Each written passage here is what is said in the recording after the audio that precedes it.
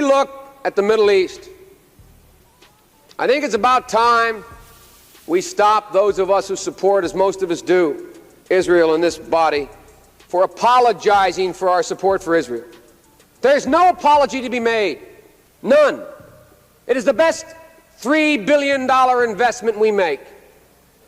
Were there not an Israel, the United States of America would have to invent an Israel to protect her interest in the region. The United States would have to go out and invent.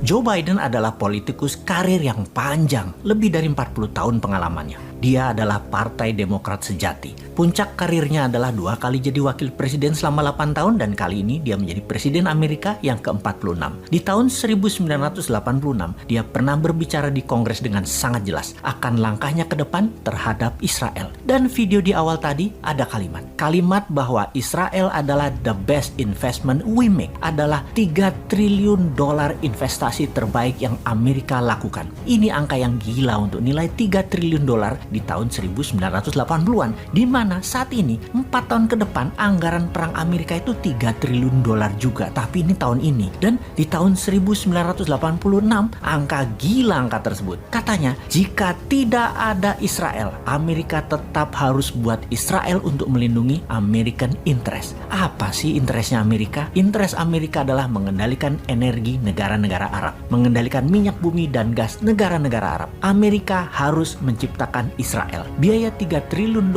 atau 3.000 billion atau kalau APBN Indonesia saat ini 150 billion membangun Israel yang hanya sebesar Pulau Madura, investasinya 20 kali APBN Indonesia sekarang ini. Ini anggaran mulai di tahun 1980-an. Semua ini adalah bagian dari petrodolar Amerika yang melepas jaminan emas sebagai underlying cetak dolar. Menjadi underlyingnya oil atau minyak di Timur Tengah, negara Israel, industrial military complex, dan hutang negara pihak ketiga. Ini semua terjadi di zaman Nixon di tahun 1971. Setelah momen inilah Amerika menjadi negara superpower dengan menciptakan common enemy atau musuh bersama adalah USSR atau Soviet dengan komunisnya yang biasa disebut Blok Timur. Di tahun 1989 diawali dari Afghanistan yang tentara mujahidinnya adalah ciptaan Amerika, mengalahkan Soviet keluar dari Afghanistan, menjadikan Amerika berkuasa atas energi di Timur Tengah secara komplit hingga batasan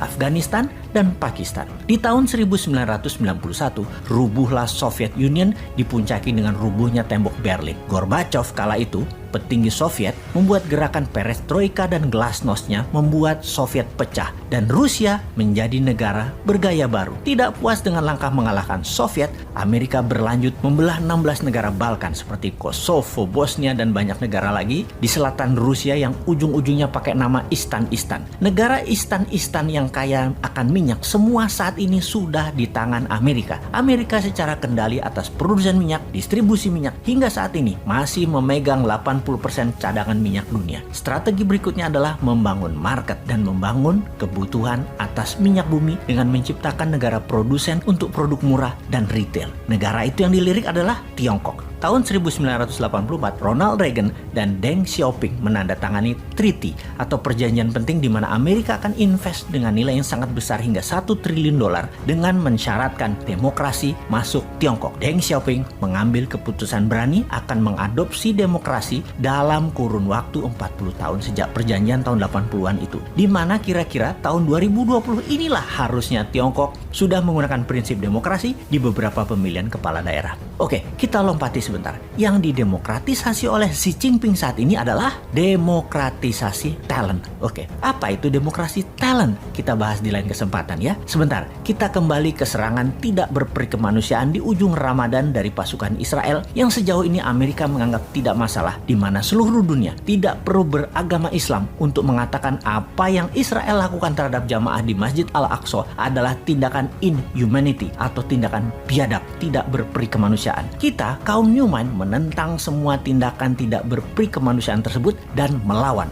Bagi kaum Newman yang sebel adalah tembakan-tembakan setelah kejadian penyerangan yang terjadi antara pasukan Hamas dan Israel. Ternyata keduanya memakai mesin perang senjata Amerika. Rudalnya, RPG-nya, roketnya, bedilnya, anti rudalnya. Diperkirakan sehari biaya perang Israel-Palestina bedil-bedilan saat ini nilainya sudah mencapai 1 billion atau 1,5 triliun rupiah. Sudah hampir 2 minggu. Amerika, Rusia, Israel, dan Afrika Selatan, 4 negara utama inilah penyuplai perang 2 minggu selama ini yang terjadi di Yerusalem dan di permukiman penduduk sipil Israel Palestina. Bagi globalis, ini business as usual. Membunuh manusia untuk dagang, hal itu biasa bagi globalis. Termasuk serangan COVID babak kedua dimulai dari India. Dan jangan pikir nggak ada COVID babak ketiga ya. Satu sisi ada yang memahami ini adalah perang suci dua agama. Satu sisi melihat ini adalah business as usual. Di sisi lain ini adalah tindakan tidak berperi kemanusiaan anti